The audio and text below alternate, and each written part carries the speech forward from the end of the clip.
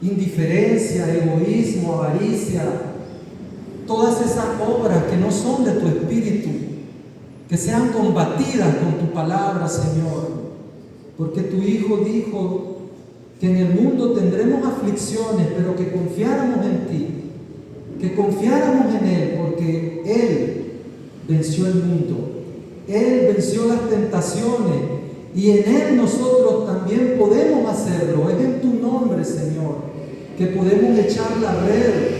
Es en tu nombre que podemos hacer cambios en nuestra vida. Es en tu nombre que como iglesia podemos proclamar tu palabra. Es en tu nombre. Y ayúdanos, Señor, a afirmar nuestros pasos, a afirmar nuestra fe, Señor, que muchas veces es quebrantada por las circunstancias en las que vivimos. Pero tú hoy deseas vendar cada corazón. Deseas reanimar aquellos pasos cansados y fatigados. Y nos ponemos en tus manos de misericordia, en el nombre poderoso de tu Hijo Jesucristo. Amén. Pueden ponerse, hermanos, cómodos, siéntense, por favor. Les iba a decir, pueden ponerse de pie, pero ya estaban de pie. Así es de que, por favor, hermanos, en la lectura según el Evangelio de Lucas, hoy tenemos un título, el cual es El amor que restaura. Ese es el título que hoy vamos a analizar, el amor que restaura. Lucas, el Evangelio de Lucas, en el capítulo 13 del Evangelio según Lucas, estaremos leyendo los versículos del 10 al versículo 17, una enseñanza, una narración especial de un encuentro maravilloso con la restauración. Una vida que se enciende, una vida que vuelve a brillar, una vida que estaba oscura pero que vuelve a brillar por la presencia de Jesús. De eso hoy vamos a hablar, hermano, del amor que restaura. Lucas 13, del 10 al 17, me siguen con la vista, por favor. Podemos abrir nuestras escrituras, leer lo que dice la palabra de Dios. Enseñaba Jesús en una sinagoga en el día de reposo. Y había allí una mujer que desde hacía 18 años tenía espíritu de enfermedad y andaba encorvada y en ninguna manera se podía enderezar. Cuando Jesús la vio, la llamó y le dijo: mujer, eres libre de tu enfermedad. Y puso las manos sobre ella. Y ella se enderezó luego y glorificaba a Dios. Pero el principal de la sinagoga, enojado de que Jesús hubiese sanado en el día de reposo, dijo a la gente: 6 días hay en que se debe trabajar. Voy a tratar de hacer el énfasis. Imagínense que estoy enojado. 6 días hay en que se debe de trabajar. Creo que ya tengo la cara, ¿verdad? En estos pues, venid y sed sanados, y no en día de reposo. Quito la cara de enojo y seguimos leyendo. Entonces el Señor le respondió y dijo: hipócrita. Puedo decirlo más alto, pero yo creo que se escucha, ¿verdad? Hipócrita, cada uno de vosotros ¿no desata en día de reposo su buey o su asno del pesebre y lo lleva a beber? Y a esta hija de Abraham, que Satanás había atado 18 años, ¿no se le debía desatar de esta ligadura en el día de reposo?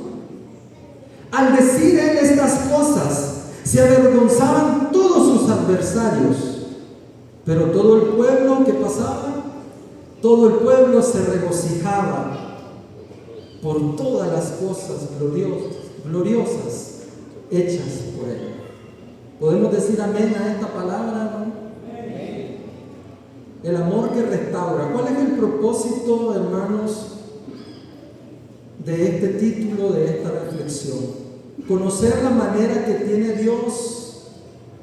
¿Qué manera tiene Dios para buscar la restauración de nuestra vida? Vamos a ver que Dios tiene maneras sorprendentes de restaurar. Dios tiene maneras sorprendentes de buscarnos sin escatimar la condición en la que nosotros estamos, en la que nos encontramos quizá en el singular momento de nuestra vida, por las decisiones que nosotros hemos atravesado. Dios, hermanos, tiene una forma especial, Dios tiene una manera, no es nuestra manera, es la manera de Él. Dios tiene una manera y eso es necesario que lo conozcamos. Conocer a Dios es conocer cómo Él actúa, los gustos que Él tiene, las inclinaciones que Él tiene. Y Dios sí, podemos decirlo y podemos afirmarlo, Dios tiene favoritos. No es que Dios no hace acepción de personas, no la hace, pero sí tiene favoritos. Y son los vulnerables, son los últimos, son los insignificantes a los que Dios les da mayor realce y les da mayor valor. Vamos a conocer entonces la manera que tiene Dios para buscar la restauración de nuestra vida, para que conozcamos cómo Él actúa, la manera en que Él opera. Porque muchas veces lo desea hacer con nosotros, pero como nosotros muchas veces desconocemos la manera que Él actúa, desconocemos la forma en la que Él trabaja, entonces somos ajenos a esa forma, somos ajenos a ese plan. Hoy desea Dios, hermano, que conozcamos la forma en la que Él restaura nuestra vida. Como introducción, número 1, introducción, hermano. Vivimos en la cultura del descarte. Qué difícil es restaurar, porque vivimos en la cultura del descarte. Una cultura, hermanos, donde podemos ver los grandes avances en la ciencia, en la tecnología. Si usted ha comprado un celular de allá del año 2024, 2023, empieza a ver los nuevos celulares y empieza a pensar, ya mi celular no me sirve. Ya mi celular se está quedando como del año antepasado. Hoy nuestros hijos nos piden lo último en la tecnología y nosotros les podemos preguntar, pero hija, hijo, ¿pero por qué querés cambiar de teléfono si todavía te llamo y te escucho? Me llamás y te escucho bien, pero nuestros hijos nos pueden responder, es que esa no es la última tecnología. Vivimos en cambios acelerados, una sociedad consumista, que la ropa hoy se cambia no porque esté vieja, desgastada, no porque le demos la última, ¿verdad? La última puestecita le voy a dar. Y hay culturas, hay países en donde se bota aún lo nuevo. ¿Han visto esos lugares donde las personas botan el sofá, sacan sofá, refrigeradoras, cosas que no utilizan, lo sacan a la calle?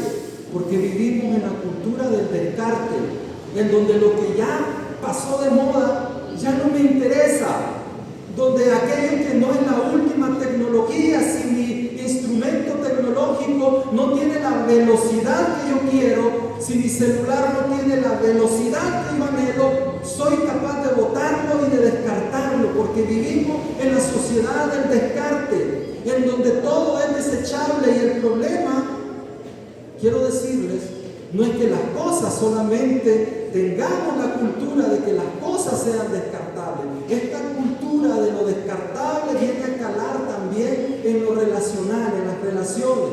Y si el matrimonio no funciona, hoy las personas empiezan a pensar ya en tener otra relación. Porque la primera no me funciona, hermano, voy con otra relación.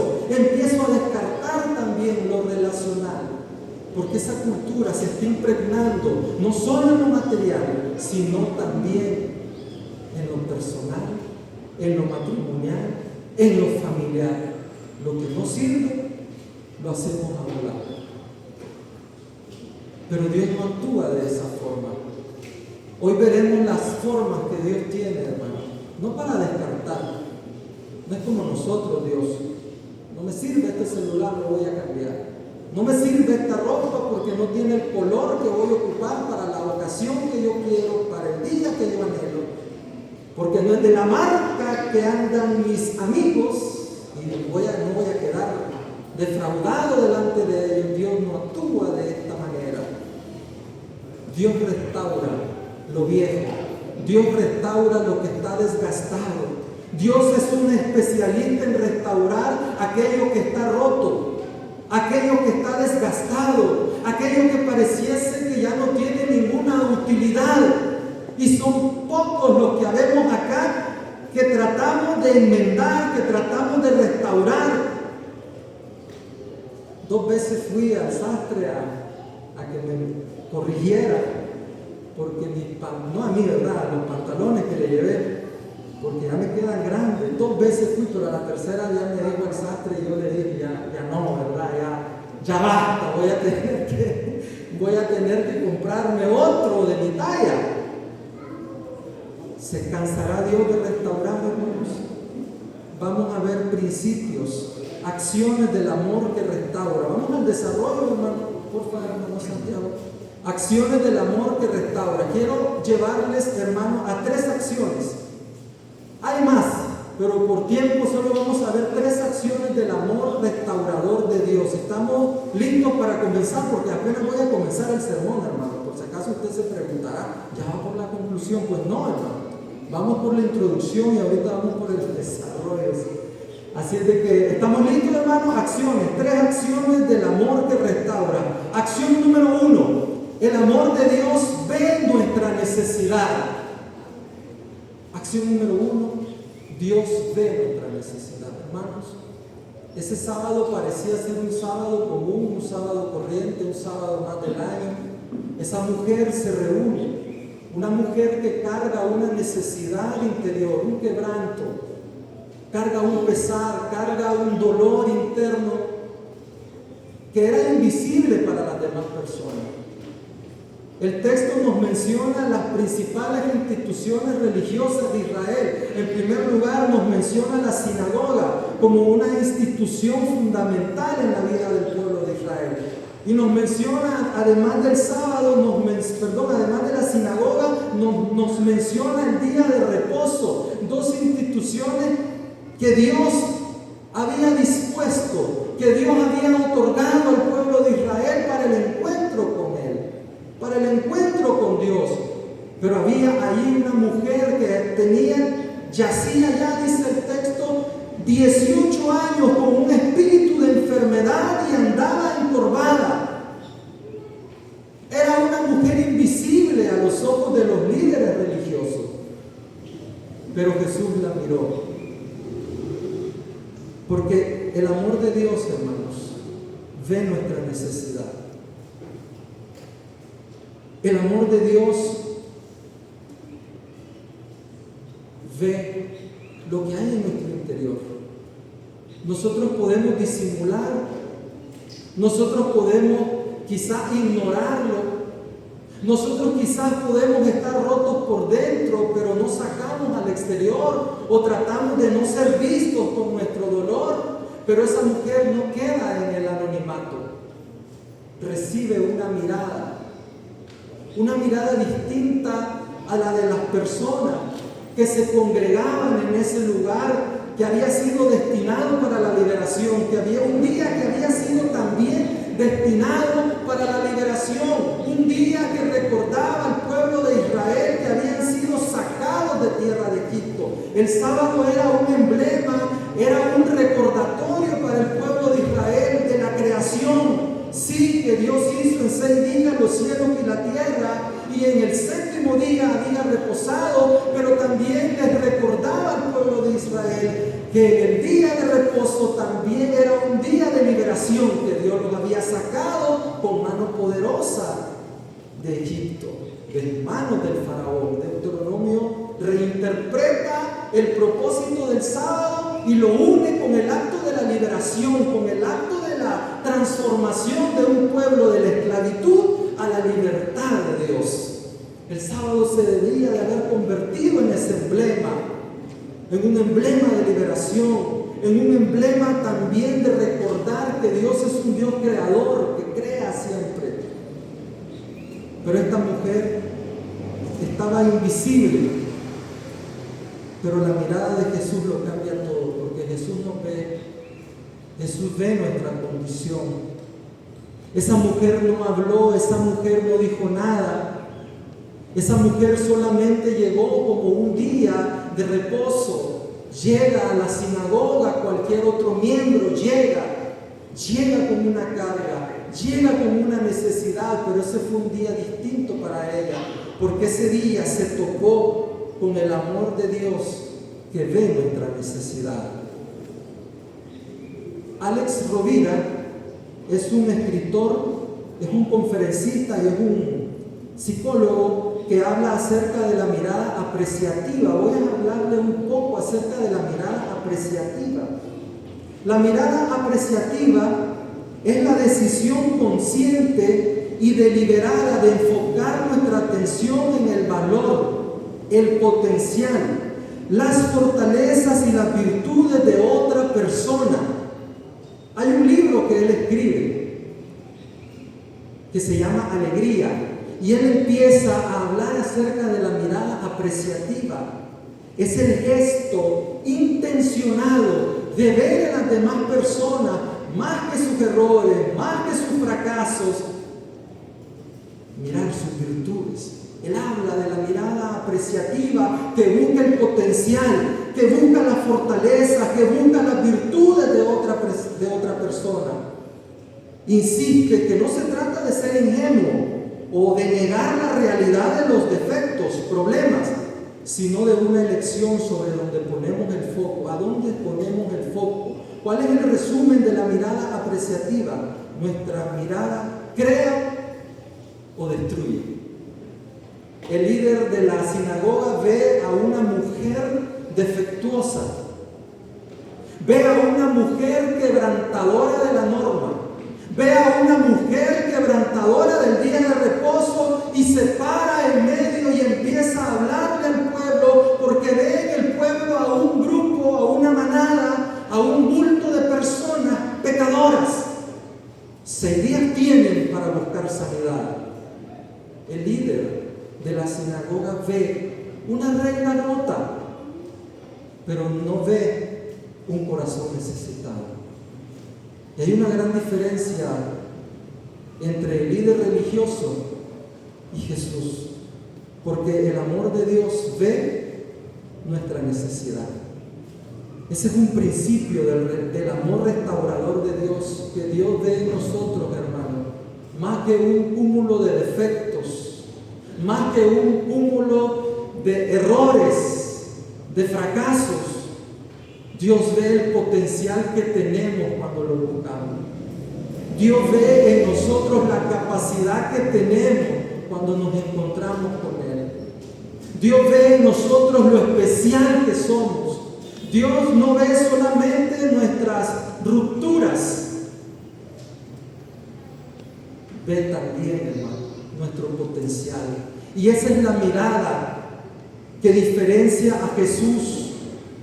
Que diferencia a Jesús de no ser como los demás, porque Jesús miró a esta mujer y esta mujer se encontró con esa mirada llena de aprecio. Hermano, nuestra mirada no es una mirada inerte, no es una mirada que tenga neutralidad. Con nuestra mirada nosotros también aprobamos o desaprobamos. Con nuestra mirada nosotros también abrazamos a los que son distantes, o con nuestra mirada también nosotros podemos rechazar. ¿Cómo es nuestra mirada hacia las demás personas? ¿Qué vemos en ellos? ¿Qué miró Jonás en Nínive cuando le fue a predicar esa proclamación que Dios le dijo? Ve a Nínive, predícales a ellos. Y Jonás se sentó y esperó debajo de un árbol, esperó que Dios se manifestara y que destruyera a ese pueblo, porque era un pueblo que según su mirada era un pueblo pecador, era un pueblo enemigo. Jonás tenía una mirada limitada, pero Dios le mostró a Jonás: tú no ves lo que yo veo, tú no ves lo que yo logro percibir, porque yo no soy capaz, le dijo Dios, de destruir sin sentir dolor. ¿Cuántas personas vivían en Nínive? ¿Quién me lo recuerda? Hermanos lectores de la Biblia, ¿cuántas personas habían en Nínive? 100,000 personas, ¿sí? 100,000 personas, si no me equivoco. Y le dice Dios a Jonás, ¿cómo no voy a tener yo compasión por 100,000 personas que viven en Nínive, que no saben distinguir entre lo bueno y lo malo? Que nos muestra Dios, hermanos, que el amor suyo ve nuestra necesidad. Dios conoce la historia que nosotros llevamos, las cargas que tenemos. Dios los conoce, hermano. Los sufrimientos que tenemos. El principal de la sinagoga ve un reglamento, Dios ve una necesidad. Segunda acción del amor que restaura, el amor de Dios diagnostica. Dios es como un médico, como cuando usted va al médico. Tiene que ser diagnosticada su enfermedad. ¿Y cuál es el propósito de un diagnóstico? No es solamente dar una receta. Dios no es como esos doctores que ni lo quedan viendo y de repente usted llega y ya hay una receta para que usted se la lleve, como los médicos del seguro, ¿verdad? Como médicos públicos, y no quiero hablar más de ningún médico, no es el propósito, pero la mayoría de los médicos, hermanos, Dios no es como la mayoría de ellos. Dios no tiene una receta, primero hace un diagnóstico. El amor de Dios diagnostica, Él observó a la mujer, aunque ella no habló, aunque ella no se expresó, porque la carga del dolor que ella llevaba de 18 años de estar atada no le permitía ni voltear a ver a las personas.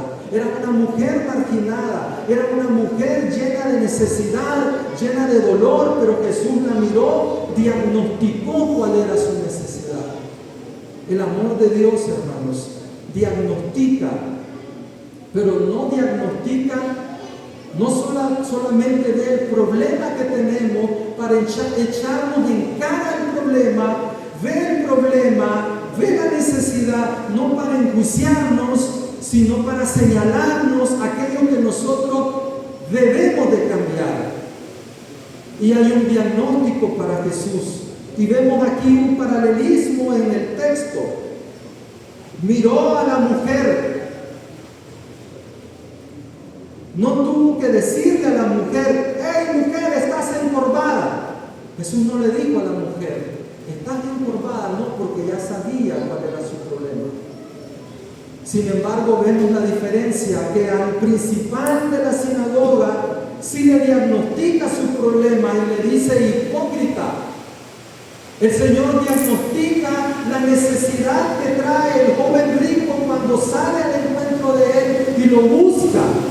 Jesús ve la necesidad del joven rico cuando le pregunta qué debo de hacer para obtener la vida eterna.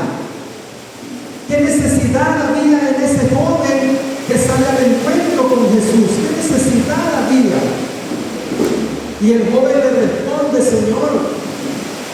Jesús le pregunta, guarda los mandamientos, no robarás, no hurtarás, no cometerás adulterio. Y la respuesta del joven, pueden moverse, hermanos, si se está formando, por favor, pueden moverse un poquito, hágase un poquito más de cerca.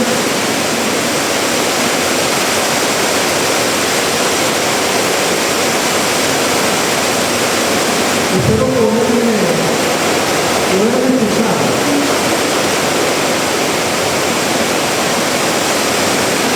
Muy bien, hermanos. ¿Se escucha un poco? Sí, se escucha. Hagamos el esfuerzo por escuchar.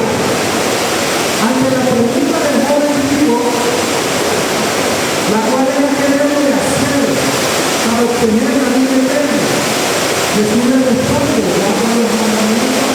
El joven le contesta, sí, Señor. Yo los mandamientos me los sé de memoria. Yo los mandamientos los guardo desde mi niñez. Crecí con ellos. Guardo. Desde que soy pequeño, desde que tengo uso de razón, yo guardo los mandamientos.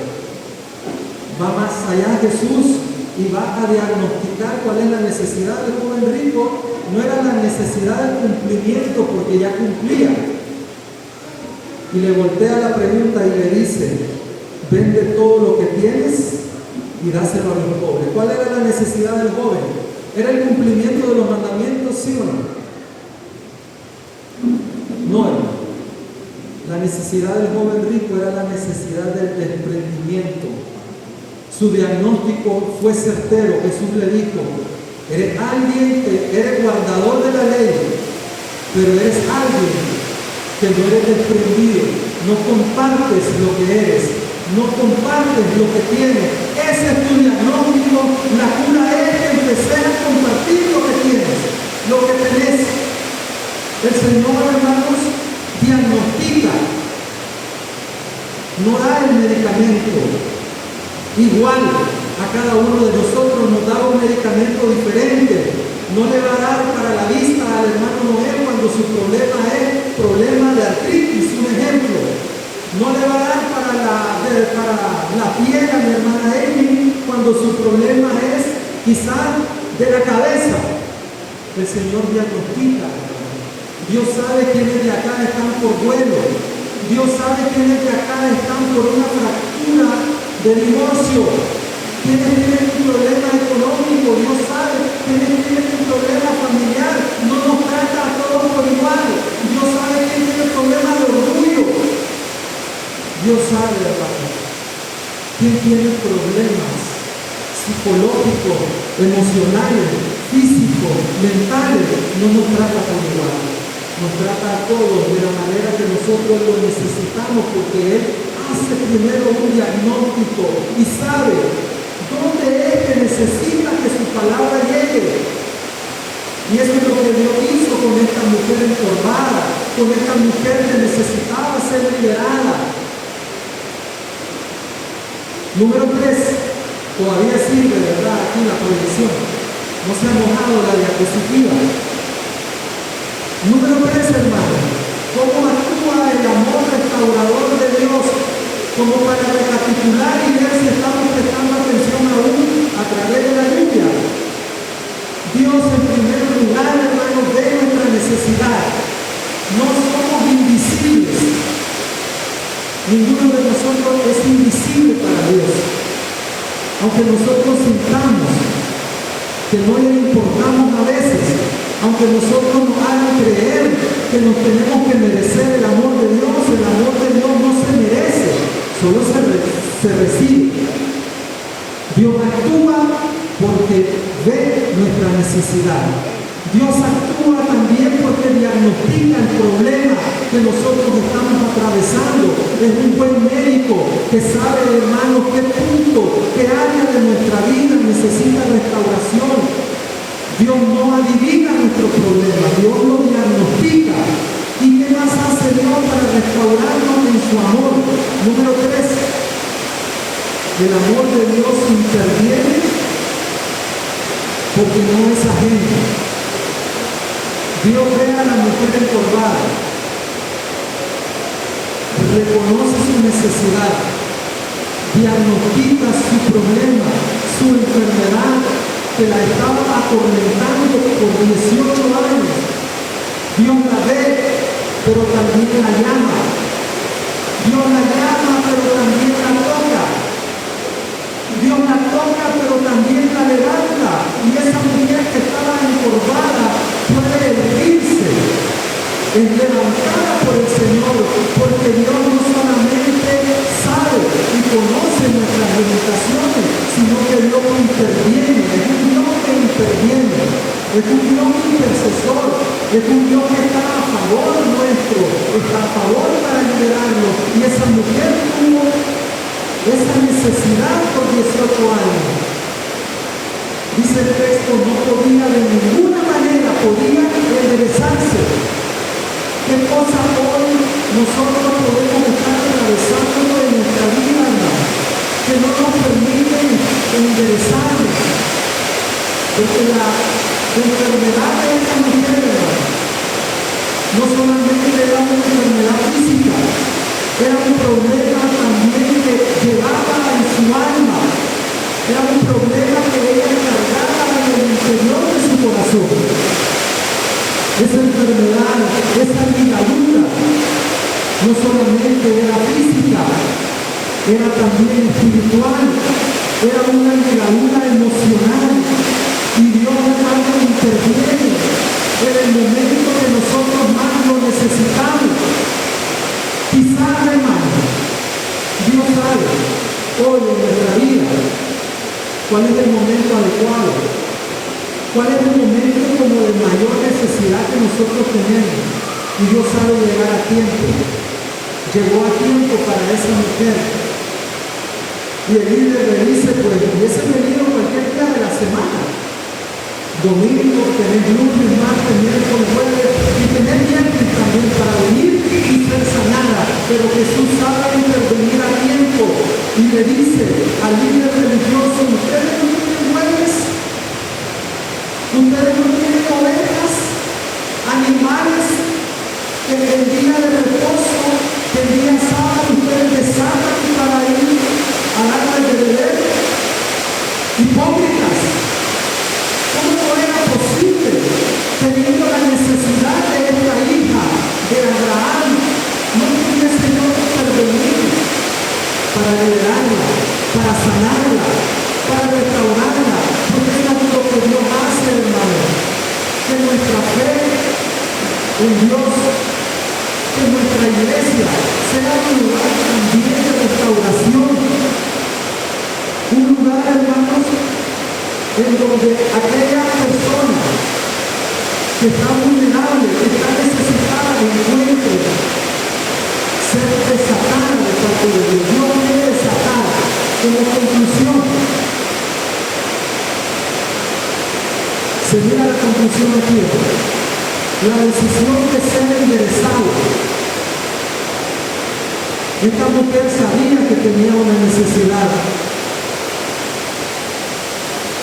sabía que estaba rota. Esta mujer sabía, hermanos, que estaba fracturada por dentro. Reconoció su necesidad. Muchos de nosotros quizás venimos con necesidad, pero debemos de tomar la decisión de ser enderezados.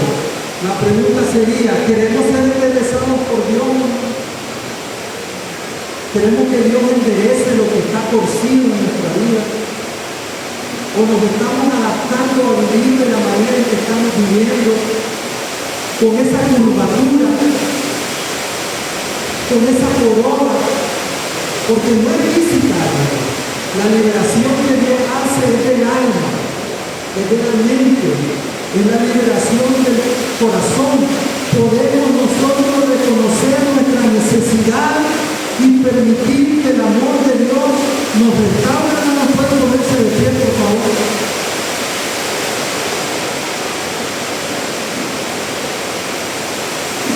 ¿Qué necesidades hoy estamos sintiendo en nuestra vida? ¿Qué ansiedad? ¿Qué preocupación? ¿Qué dolor? Que quizás podemos nosotros pensar, no hay forma de enderezarlo, no hay forma de seguir adelante con este dolor que llevo en mi corazón. Podemos reconocer, hermano, hoy ese dolor y presentárselo al dolor, presentárselo al Señor. Hoy podemos nosotros reconocer nuestra necesidad. Dios quiere restaurar nuestra vida hoy, pero debemos de permitírselo también, como esa mujer en Corbán, que ese día de reposo volvió a su casa glorificando a Dios, porque ella se reconoció como una hija de Abraham, ya no como una mujer extranjera, ya no como una mujer víctima de su pasado. ¿Cuántas heridas venimos cargando de nuestro pasado, hermano, o de nuestro presente?